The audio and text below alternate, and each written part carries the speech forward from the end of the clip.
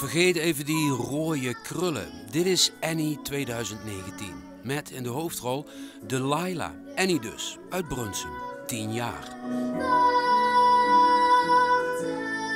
Heb jij op tweede kerstdag niks beters te doen dan in het theater op te treden? Nee. We hebben pakjes uitgepakt op kerstavond. We hebben gegeten de dag erna. Mooie timing, gewoon theater met kerst. Leuk toch? We spreken Delilah in Parkstad Limburg Theater in Heerlen. Haar debuut op Limburgse bodem. Altijd spannend, zo vlak voor de show.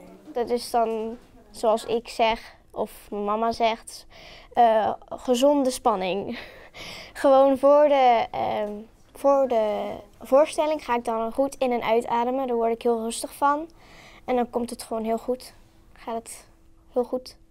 Kan ik nu zien aan jou dat je een beetje zenuwachtig bent? Nee, ik denk niet. Nee, ik ben nu niet zenuwachtig.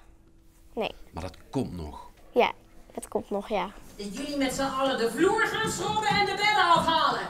De wasman komt straks om jullie lakens mee te nemen. De musical toert door het hele land en België. De piepjonge Delilah heeft er al een paar shows op zitten.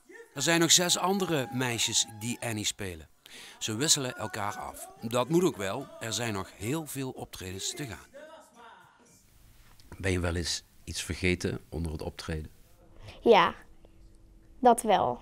Soms tekst en soms tekst in het liedje. Ja, toch wel. En wat doe je dan? Dan ga ik gewoon zoveel mogelijk proberen op te vullen. Gewoon doorgaan. The show must go on, zullen we maar zeggen. Dan verzin je gewoon wat. Ja, eigenlijk wel. Niemand heeft voor jou een cent, omdat jij een weeskind bent. Wat een zware slag. De recensies zijn lovend. De musical krijgt in alle grote kranten 4 sterren. Delilah is er vroeg bij. Voor haar is het duidelijk. Volg je droom. Niet tomorrow, maar vandaag.